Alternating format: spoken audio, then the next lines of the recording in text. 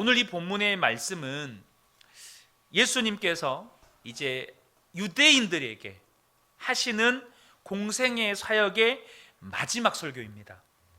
그러니까 예수님께서 이 이후에도 성경이 요한복음이 이걸로 끝나지 않고 계속해서 기록이 되어 있잖아요. 이 이후에 예수님의 가르침은 다 제자들과 개인적인 관계에서 주시는 가르침입니다. 그러니까 예수님께서 십자가에서 돌아가시기 전에 이제는 유대인들에게 공식 석상에서 하시는 마지막 설교, 최후의 말씀이라고 보시면 될 것 같습니다. 그래서 보통 요한복음에 예수님께서 말씀하실 때 그 서두에 어떻게 시작을 하냐면 예수께서 이르시되 라고 시작을 합니다. 여러분 잘 아시죠? 우리 개역 한글 성경에는 예수께서 가라사대 이렇게 되어 있죠. 그러니까 일반 다른 이제 보통 예수님이 말씀하실 때는 예수께서 이르시되라고 소개를 하고 있는데 오늘 본문의 말씀은 예수께서 외쳐 이르시되라고 시작을 합니다. 그러니까 예수님께서 강한 어조로 이 유대인들에게 말 그대로 최후 통첩을 선포하시는 거예요. 최후 통첩. 이 외치다, 예수께서 외쳐 이르시되 할 때 이 외치다라는 단어는 잠언 1장 20절에 보면 지혜가 길거리에서 부르며 소리를 높이며 라는 말씀이 있는데 이 소리를 높이다 라는 말씀과 똑같은 비슷한 의미입니다. 그러니까 예수님께서 이제 마지막으로 강력하게 지금 말씀하시는 거예요. 예수님께서 지금 이 최후 통첩으로 말씀을 하시는데 크게 두 가지로 나누어서 말씀을 하십니다. 그것은 예수님을 믿는 자들이 누리게 될 복과 예수님의 말씀을 들었음에도 불구하고 그 예수님을 거절하는 자들이 받게 될 심판에 대해서 말씀하십니다. 이것은 신명기서에 기록된 모세의 고별 설교, 신명기 자체가 사실은 모세의 고별 설교입니다. 이 모세의 고별 설교와 동일한 구조를 띠고 있습니다. 무슨 말이냐면 신명기 30장 15절에서 18절을 보시면 모세가 이렇게 말씀을 합니다. 보라, 내가 오늘 생명과 복과 사망과 화를 내 앞에 두었나니 곧 내가 오늘 내게 명령하여 내 하나님 여호와를 사랑하고 그 모든 길을 행하며 그의 명령과 규례와 법도를 지키라 하는 것이라. 그리하면 내가 생존하며 번성할 것이요 또 내 하나님 여호와께서 내가 가서 차지할 땅에서 내게 복을 주실 것임이니라. 그러나 내가 만일 마음을 돌이켜 듣지 아니하고 유혹을 받아 다른 신들에게 절하고 그를 섬기면 내가 오늘 너희에게 선언하노니 너희가 반드시 망할 것이라. 너희가 요단을 건너가서 차지할 땅에서 너희의 날이 길지 못할 것이니라. 아멘. 지금 모세도 고별 설교에서 두 가지를 나누어서 그들에게 분명한 메시지로 전합니다. 그게 뭡니까? 생명과 복 그리고 사망과 화. 이 두 가지를 분명하게 나누어서 그들에게 제시하고 있다는 겁니다. 시영아, 많이 졸리지? 조금만 정신을 좀 차려보자. 시민이가 좀 도와주고 안 졸리게 좀 물 좀 갖다 주세요. 우리 시영이 많이 피곤한 것 같아요. 자, 보세요. 하나님은 신구약을 막론하고 성경은 분명히 우리에게 두 가지 길을 제시합니다. 하나는 생명과 복의 길, 또 다른 하나는 바로 사망과 화의 길입니다. 성경은 분명히 이 두 가지를 다 우리에게 제시한다는 거예요. 근데 안타까운 것은 오늘날 현대 교회를 진단하여 반성할 때 생명과 복은 강조되어서 강단에서 선포되고 있지만 상대적으로 사망과 화는 선포되더라도 수박 거달기식으로 그냥 넘어가 버려요. 그리고 성도들 역시 그런 말씀을 안 좋아합니다. 안 좋아해요. 그러나 성경은 그렇게 말씀하고 있지를 않습니다. 여러분 신명기 27장 11절에서 15절을 보면 여러분 나누어 드린 유인물에는 없을 겁니다. 근데 이게 현대인의 성경을 보면 참 재미있게 번역을 해놔서 여러분들에게 이 말씀을 좀 소개해 드릴까 합니다. 모세가 이제 이스라엘 백성들에게 명령합니다. 바로 그날 모세는 백성들에게 이렇게 명령하였다. 여러분이 요단강을 건너가면 시므온 지파, 레위 지파, 유다 지파, 이사갈 지파, 요셉 지파, 베냐민 지파는 6지파는 축복을 선포하기 위해 그리심 산에 서고, 그러니까 6개 지파는 축복의 선포를 위해서 그리심 산에 선다는 거예요. 그리고 르우벤 지파, 닷 지파, 아셀 지파, 스불론 지파, 단 지파, 납달리 지파는 저주를 선포하기 위해 에발산에 서십시오. 6개 지파가 둘로 나뉘어서 그리심산의 앞에 서고 에발산 앞에 섰는데, 바로 한 지파 한쪽에서는 축복을 선포하고 또 한쪽에서는 저주를 선포한다는 거예요. 그리고 레위 사람들이 큰 소리로 백성에게 다음과 같이 외치면 백성들은 아멘하고 대답하십시오. 15절입니다. 근데 여기 현대인의 성경에 이걸 보여드렸으면 좋겠는데 이렇게 번역이 되어 있어요. 먼저 레위 사람 땡땡 이렇게 되어 있어요. 번역이 레위 사람 땡땡하고 나무나 돌이나 쇠로 우상을 만들어 몰래 섬기는 자는 하나님의 저주를 받을 것이다. 여호와께서는 이런 우상을 미워하신다 라고 레위 사람들이 선포해요. 그러면 백성 해가지고 땡땡 다음에 아멘 이렇게 번역이 되어 있어요. 근데 여러분, 이 말씀이 지금 레위 사람들이 선포하는 말씀이 축복의 메시지입니까? 저주의 메시지입니까? 저주의 메시지입니다.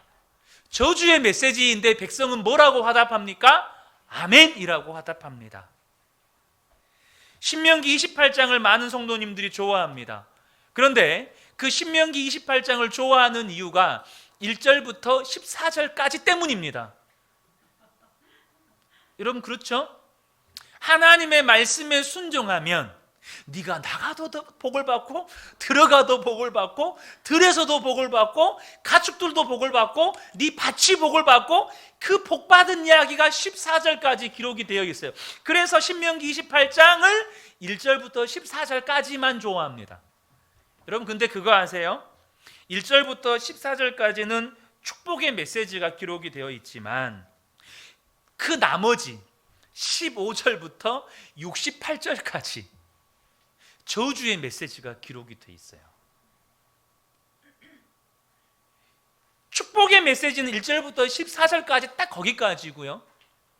15절부터 68절까지, 그러니까 50절이 넘는 말씀이 54절이죠. 54절의 말씀이 저주의 말씀이에요. 여러분, 하나님이 저주하기를 좋아하시는 악한 신이어서 그렇게 기록해 놓았을까요? 그렇지 않습니다. 뭘까요? 거기에는 의도가 있는 거예요. 순종하는 자에게 주시는 복은 우리로 하여금 그 은혜를 사모하고 기대하게 함으로 하나님의 말씀에 순종하는 대로 이끌어갑니다.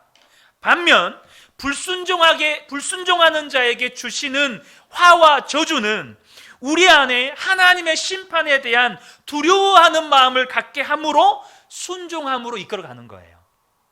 아시겠습니까? 중요한 건 여러분, 하나님은요, 복과 저주, 생명과 죽음, 이것을 동시에 우리에게 선포를 해요. 그렇다면 저와 여러분이 기억하셔야 돼요. 우리는 2가지 말씀을 다 들어야 돼요. 예수님도 지금 복과 예수를 믿는 자가 누리는 복, 그리고 예수님이 가르치신 말씀을 거절하는 자들이 받게 될 심판에 대해서 예수님의 최후 통첩이 그거예요. 믿는 자가 받는 복, 거절하는 자가 받는 심판. 이 2가지를 명확하게 말씀하세요. 그렇다면 저와 여러분도 믿는 자가 받는 복을 들어야 하지만 믿지 않는 자가 받게 되는 심판도 저와 여러분이 주의 깊게 들으셔야 돼요. 아멘 하면서 들으실 수 있어야 된다는 거예요. 지난주에도 나누었지만 두려워해야 할 것을 두려워하는 건 지혜예요. 그것은 은혜입니다. 여러분, 저도 지금도 기억이 나요. 제가 어렸을 때 차가 무서운 줄 몰랐다니까요. 지금 우리 예령이 나이도 아직 차가 무서운지 몰라요. 저희 학교요, 어렸을 때 직진 본능을 가지고 있었어요. 차가 오는 좌우를 살피지 않고 횡단보도가 있으면 뛰어가는 거예요. 정말 차가 저희 아이 앞에서 급브레이크를 밟은 적도 있었어요. 왜죠? 무서운지를 몰라요. 차가 무섭다는 건 몰라요.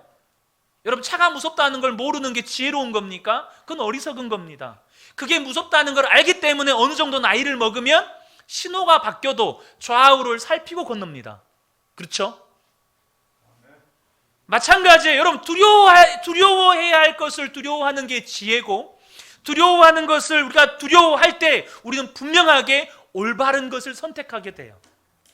저와 여러분은 복과 저주의 말씀을 다 들어야 하고, 그 말씀을 들었을 때 둘 중에 하나를 선택하셔야 돼요. 중간은 없습니다. 하나님의 말씀이 선포가 될 때 여러분, 생명과 죽음, 복과 저주, 중간이 없어요. 그러니까 저와 여러분이 말씀을 들으면 생명을 선택하든 사망을 선택하든 복을 선택하든 화를 선택하든 둘 중에 하나지, 나는 어중간히 그 중간에 양다리 걸치고 있을래요, 이럴 수는 없다는 거예요. 빛이든지 어둠이든지 생명이든지 사망이든지 둘 중에 하나라는 것입니다.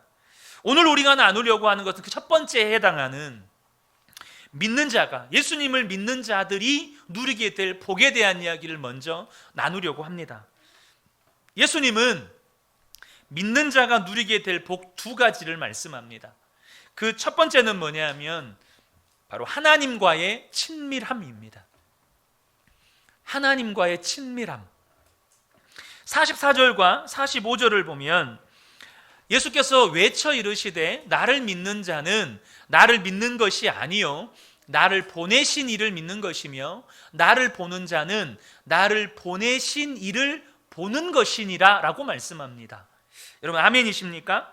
여러분, 우리가 예수님을 믿는 건 4대 성인 가운데 한 사람을 믿는 게 아닙니다. 예수님을 믿는 건 하나님과 동등한 능력과 영광을 가진 하나님의 아들을 믿는 것입니다. 아멘이십니까? 그래서 빌립보서 2장 6절을 보면 그는 근본 하나님의 본체시나 하나님과 동등됨을 취할 것으로 여기지 아니하셨다라고 말씀하시는 전제가 뭡니까? 하나님의 본체시고 하나님과 동등한 하나님의 아들이시다라는 것을 전제하고 있는 거예요. 예수님께서 이 땅에서 공생의 사역을 하실 때 예수님이 반복적으로 하셨던 말씀이 뭐였습니까? 예수님이 하나님 안에 있고 하나님이 예수님 안에 거하신다는 말씀이었습니다. 요한복음 17장 21절에 보면 아버지여, 아버지께서 내 안에, 내가 아버지 안에 있는 것 같이라고 말씀하세요. 예수님께서 반복적으로 말씀하셨던 것이 내 안에 아버지가 거하시고 내가 아버지 안에 거하신다. 그래서 본문에 예수님께서 유대인들에게 최후 통첩을 선포하실 때 분명하게 선포하는 것이 뭐냐면 예수님을 믿는 건 하나님을 믿는 것이고 예수님을 보는 건 하나님을 보는 것이다 라는 거예요. 이 말이 뭔 말일까요? 그것은 예수님을 믿는 건 단순히 예수님을 믿는 것으로 멈추지 않고 예수님을 이 땅에 보내신 하나님 아버지께로 나아가는 일이라는 거예요. 예수님을 믿는 건 단순히 내가 예수님을 믿습니다가 아니라 그 예수님 안에 거하시는 하나님, 그 예수님을 이 땅에 보내신 하나님께 나아가는 것, 바로 하나님과 친밀함으로 나아가는 것을 말씀하시는 것입니다. 여러분, 예수님께서 십자가를 통해서 우리를 구원하셨습니다. 여러분 믿으십니까? 근데 구원이 최종 목적이 아닙니다. 여러분 분명하게 아셔야 돼요. 물론 구원이라고 하는 말씀의 의미 안에, 단어 안에 그 모든 의미가 포함되어 있다라고 말할 수 있지만 우리가 이해를 돕기 위해서 정확하게 구분하면 예수님께서 십자가에서 우리를 구원하실 때 구원 자체가 목적이 아니라는 거예요. 그럼 뭐가 목적일까요? 에베소서 2장 16절부터 18절을 보면 보십시오. 또 십자가로 이 둘을 한 몸으로 하나님과 화목하게 하려 하심이라. 원수된 것을 십자가로 소멸하시고 또 오셔서 먼 데 있는 너희에게 평안을 전하시고 가까운 데 있는 자들에게 평안을 전하셨으니 이는 그로 말미암아 우리 둘이 한 성령 안에서 아버지께 나아감을 얻게 하려 하심이라. 아멘. 자, 예수님께서 십자가에서 이루신 구원은 뭘까요? 우리가 하나님과 원수된 것, 바로 우리의 모든 죄를 소멸하셔서 의인 삼으신 것, 하나님의 자녀 삼으신 거예요. 이게 구원입니다. 근데 그렇게 하신 목적이 뭘까요? 바로 하나님 아버지께 나아감을 얻게 하는 거예요. 하나님과 화목하게 하는 것이 십자가에서 이루신 구원의 목적입니다.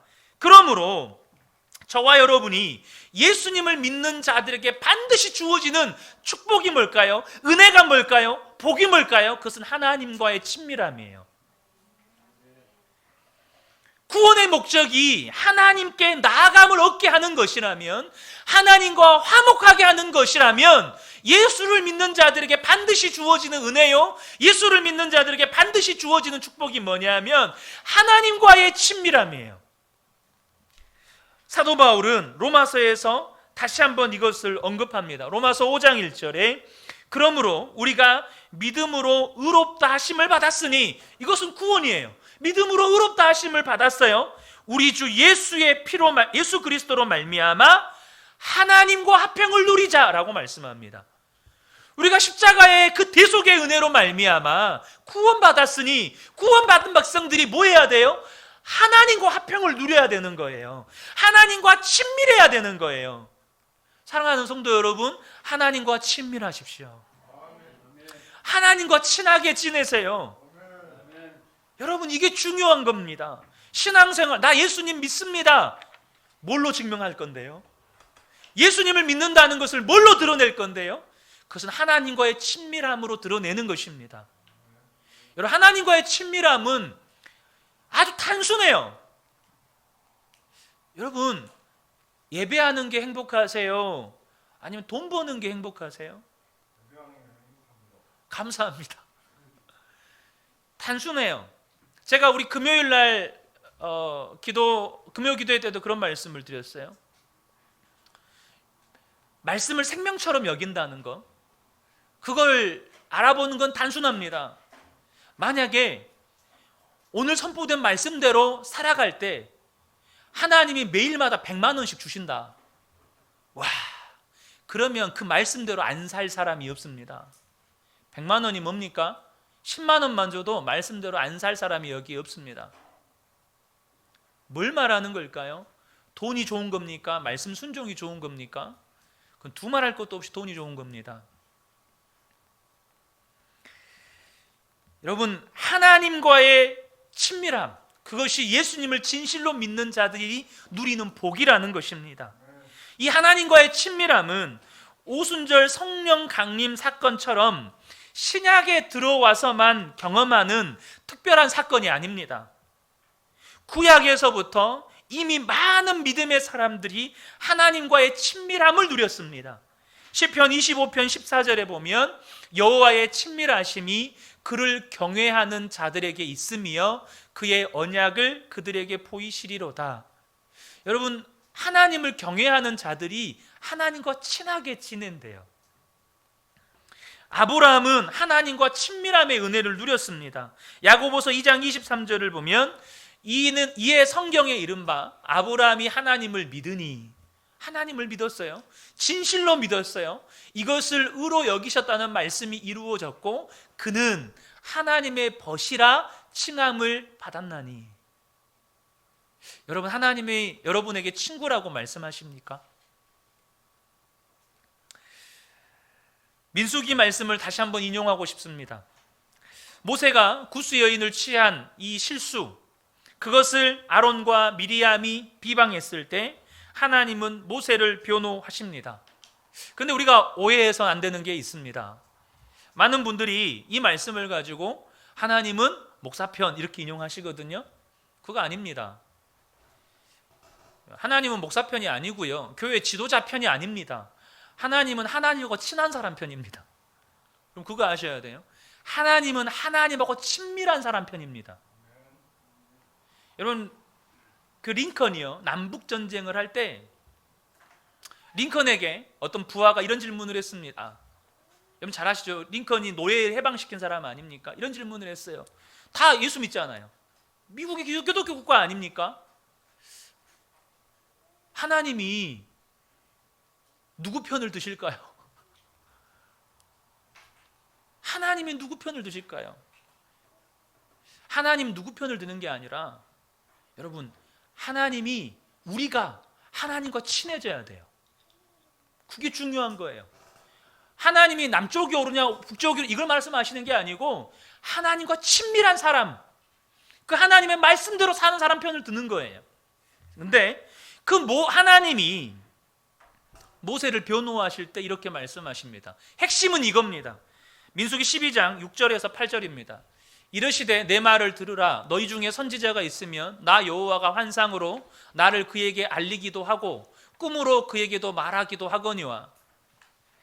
이 말을 오늘날 식으로 좀 의역해서 이야기하면 누가 A라는 사람이 나를 만나자고 하면 가끔씩 나는 내 비서를 보내기도 하고 가끔씩 심부름꾼 보내서 그 사람 이야기 듣고 내가 그 사람에 대해서 어떤 지시도 내리고 이렇게 했다 이거예요. 근데 보세요. 내 종 모세와는 그렇게 아니하니 그는 내 온 집에 충성함이라.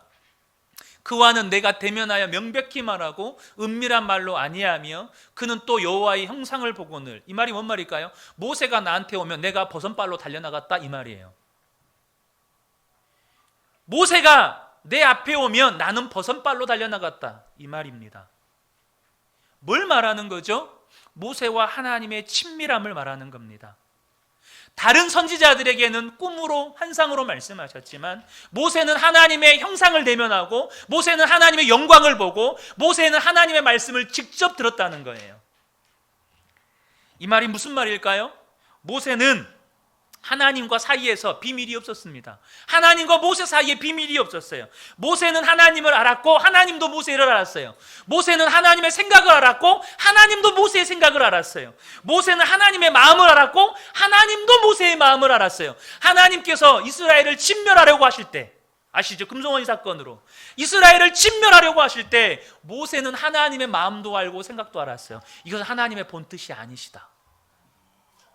이건 하나님의 본뜻이 아니시다. 주님 그리하지 마옵소서. 그 하나님의 뜻을 모르면 주님 그렇게 하십시오. 아니 어찌할 바를 모르죠.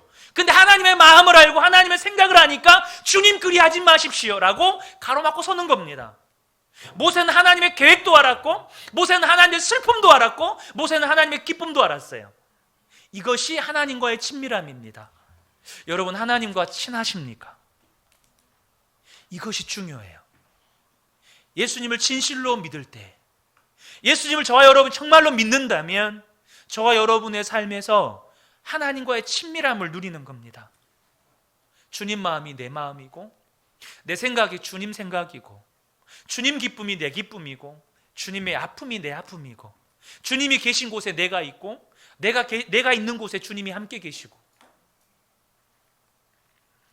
저는 우리 근혜교회 모든 성도님들이 날마다 하나님과의 친밀함을 누리시기를 주님의 이름으로 축복합니다. 여러분 보세요. 여러분이, 제가 예전에도 이런 말씀 잠깐 드렸는데요, 누구와의 친하냐에 따라서 여러분의 삶의 질이 결정됩니다. 내가 대통령하고 친하면요 여러분의 삶의 질이 달라져요. 만나는 사람들이 다 장관급, 차관급 막 이런 사람들이에요. 그러지 않겠습니까? 대통령하고 친하면. 대통령 영부인께서는 대통령하고 함께 사니까 맨날 청와대에서 고위 관료들 만나잖아요. 여러분이 하나님과 친하면, 여러분이 정말 주님과 친밀하면 여러분의 삶은 달라지는 겁니다. 자, 두 번째는 믿는 자가 누리게 되는 복, 두 번째는 어둠에 거하지 않는다라는 말씀입니다. 어둠에 거하지 않음. 46절 말씀입니다. 나는 빛으로 세상에 왔나니 무릇 나를 믿는 자로 어둠에 거하지 않게 하려 함이로라. 예수님을 믿는 자에게 주님이 주시는 약속의 말씀이 뭐냐면 어둠에 거하지 않게 하겠다라는 겁니다. 본문에서 사용된 헬라어 어둠이라고 하는 단어는 비유적인 의미로 생활 방식, 행동 방식을 묘사하는 데 사용되는 단어입니다. 그러니까 예수님을 믿지 않는 자들은 어둠의 생활 방식, 어둠의 행동 방식 속에서 살아간다는 거예요. 그런데 예수를 믿으면 어둠의 생활 방식, 어둠의 행동 방식에서 벗어나 빛의 생활 방식, 빛의 행동 방식으로 살아가게 된다는 겁니다. 그래서 이 어둠이라는 단어가 사실은 거의 신약 성경에 17번 나오는데 그 중에 15번이 요한복음에서 사용되고 나머지 2가지 경우에서만 다른 복음서에서 사용이 됩니다. 그래서 이것을 종합적으로 보면 이 어둠이 가지는 의미를 3가지로 이해할 수 있습니다. 첫 번째, 어둠에 거한다는 말의 의미는 뭐냐면 내가 문제에 매여 살아요. 근데 이 문제에 매여서 두려움 속에서 살면서, 여러분, 문제에 매이는 것이 문제입니까? 아니, 문제에 매이는 건 문제죠. 우리가 인생을 살아가다가 문제를 만나는 게 문제입니까? 그렇지 않아요. 인생을 살면 예수를 믿든 안 믿든 문제는 항상 만납니다. 문제를 만나는 것 자체는 문제가 아니에요. 근데 이 문제를 만났을 때 그게 정말로 문제가 되는 2가지 문제점이 있어요. 자꾸 문제라는 단어를 사용하게 되는데 뭐냐 하면 일단은 문제에 매인다는 거예요. 문제에 묶여버린다는 거예요. 문제에 묶여서 어찌할 줄을 모른다는 거예요. 또 한 가지는 뭐죠? 그 문제의 구원자를 보지 못한다는 거예요. 문제에 묶여있을 때 문제를 해결할 수 있는 방법을 찾아내면, 문제를 해결할 수 있는 분을 만나면 그건 더 이상 문제가 아닌데, 문제에 묶여있는 것도 문제인데 문제에 묶여서 문제를 해결하실 수 있는 구원자를 못 만난다는 거예요. 못 본다는 거예요. 이것이 어둠에 거한다는 의미입니다. 요한복음 6장 16절에서 20절을 보면 이런 말씀이 나옵니다. 저물배, 제자들이 바다에 내려가서 배를 타고 바다를 건너 가버나움으로 가는데 이미 어두워서, 이것이 어둠이란 단어입니다. 예수는 아직 그들에게 오시지 않고 큰 바람이 불어 파도가 일어났어요. 문제에 직면했어요. 제자들이 노를 저어 10여리쯤 가다가 예수께서 바다 위로 걸어 배에 가까이 오심을 보고, 근데 어떻게 해요? 두려워했어요. 이 말이 뭔 말일까요? 문제에 갇혀서 지금 두려워하고 있는데 그들에게 찾아오시는 예수님을 못 보는 거예요. 다른 성경에는 유령인 줄 알고 귀신인 줄 알고 두려워 떨다 했죠. 그들에게 예수님을 보는 눈이 없는 거예요. 문제 속에 갇혀 있는 것도 문제인데 그 문제의 구원자 되시는 예수 그리스도를 우리의 삶 속에서 보지를 못한다는 거예요. 이것이 어둠에 거한다는 의미입니다. 2번째, 어둠에 거한다는 말의 의미 2번째는 뭐냐면 세상의 핍박 속에서 두려워하면서 신앙이 위축되어 살아간다는 거예요.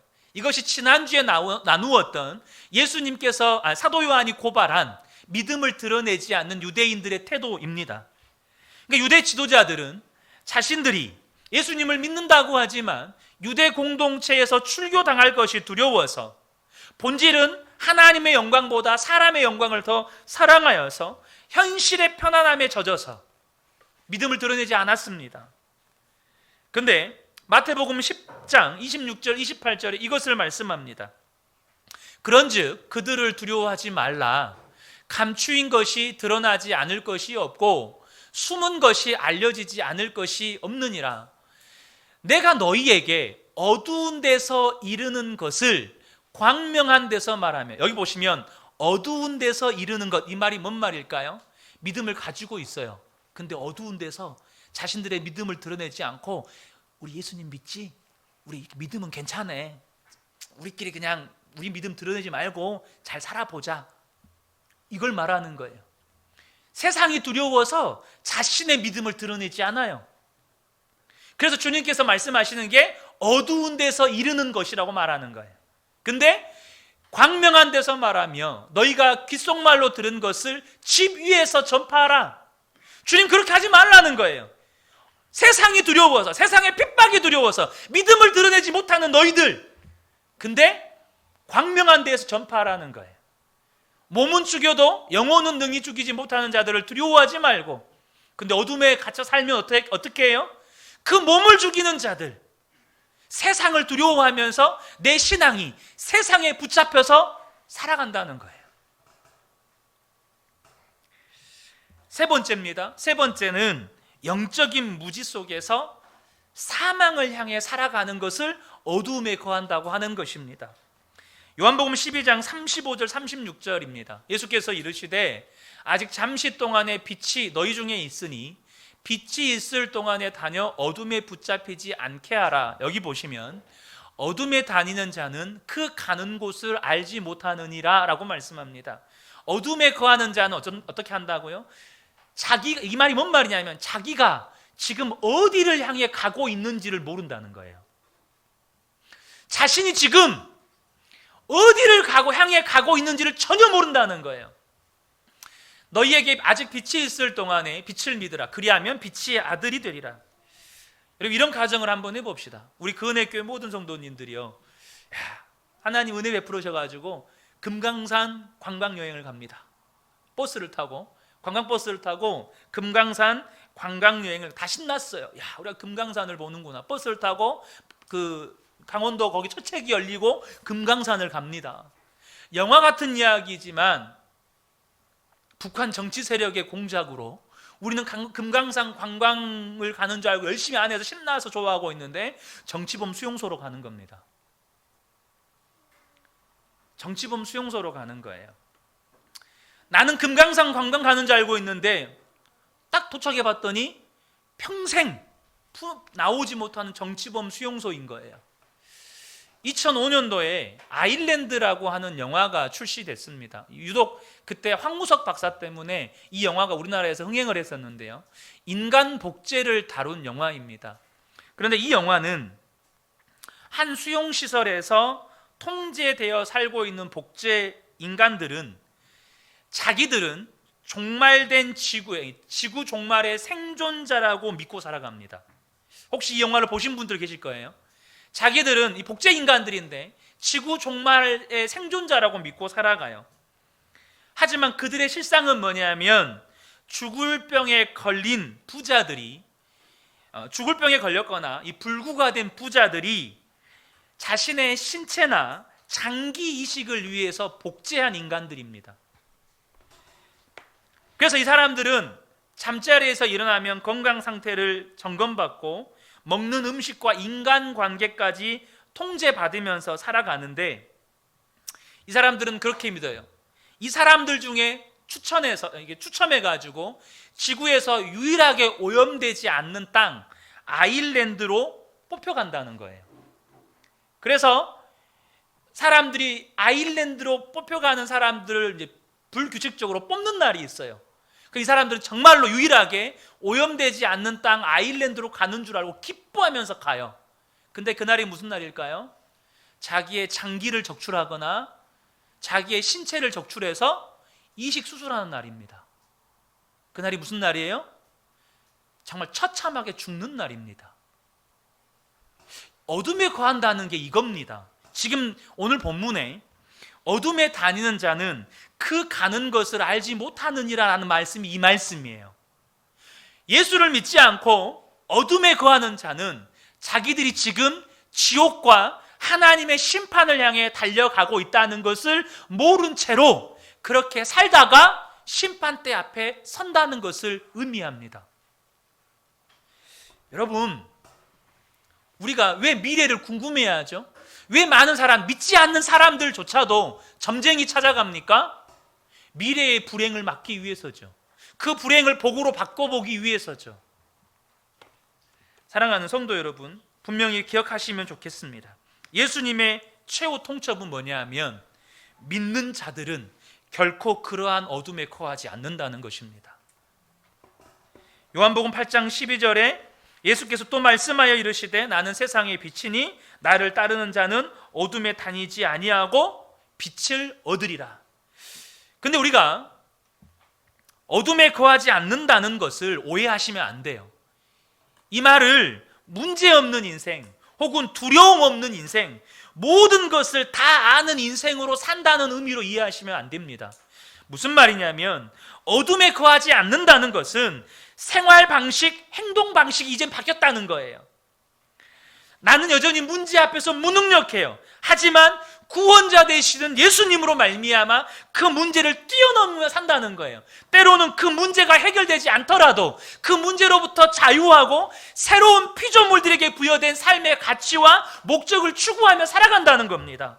이제는 더 이상 세상의 핍박을 두려워하지 않고 마땅히 두려워해야 할 것을 두려워하면서 세상 가운데 당당하게 나의 믿음을 드러내며 살아간다는 거예요. 여전히 세상은 어둠이죠. 그래서 우리는 그 어둠인 세상 속을 살아가지만 생명의 빛을 얻어서 우리가 장차 들어가게 될 영원한 하나님의 나라와 하나님 나라에 대한 소망을 가지고 살아가는 겁니다. 새로운 생활 방식으로 살아가는 거예요. 이것이 예수님을 믿는 믿음의 삶인 것입니다. 히브리서 11장 13절 16절 마지막으로 보겠습니다. 이 사람들은 보세요, 다 믿음을 따라 죽었으며 약속을 받지 못하였으되 삶이 당장 그 약속이 실현되지 않았습니다. 그것들을 멀리서 보고 환영하는 겁니다. 새로운 삶의 방식으로 살아가는 거예요. 또 땅에서는 외국인과 나그네임을 증언하였으니 이 땅에 안락함에 젖어 살지 않고 영원한 본향 찾는 자로 살아간다는 겁니다. 그들이 이같이 말하는 것은 자기들이 본향 찾는 자임을 나타냄이라. 세상 가운데 담대하게 자신의 믿음을 드러내며 살아가는 거예요. 그들이 나온 바 본향을 생각하였더라면 돌아갈 기회가 있었으려니와 그들이 이제는 더 나은 본향을 사모하니 곧 하늘에 있는 것이라. 이러므로 하나님이 그들의 하나님이라 일컬음 받으심을 부끄러워하지 아니하시고 그들을 위하여 한 성을 예비하셨느니라. 제가 개인적으로 정말 좋아하는 말씀 가운데 하나입니다. 하나님이 그들의 하나님이라 일컬음 받으심을 부끄러워하지 않으셨다. 여러분, 하나님이 우리 그은혜교회의 하나님이라고 일컬음 받는 것을 자랑스러워 하셨으면 좋겠습니다. 하나님이 내가 김집사의 하나님이다. 나는 이것이 너무 기뻐. 나는 이게 너무 좋아. 나는 우리 예찬이의 하나님이다. 나는 이게 너무 행복해. 여러분, 이러한 고백을 하나님으로부터 받으시는 저와 여러분 되시길 축복합니다. 말씀을 정리하겠습니다. 예수님의 최후 통첩입니다. 그러나 분명하게 말씀하십니다. 예수 믿으면 받는 복, 예수님을 거절하면 받는 심판. 우린 두 말씀 다 들어야 돼요. 오늘 우리가 첫 번째만 들었습니다. 예수를 믿는 자들이 누리게 되는 복 두 가지였습니다. 뭐였습니까? 하나님과의 친밀함, 그리고 어둠에 거하지 않는 삶. 저는 우리 그은혜교회 성도님들이 날마다 하나님과 친밀함을 누리시길 축복합니다. 날마다 빛의 아들로 살아가시기를 축복합니다. 이 은혜가 우리 모든 성도님들의 삶에 함께 하시기를 예수 그리스도의 이름으로 축복합니다. 아멘.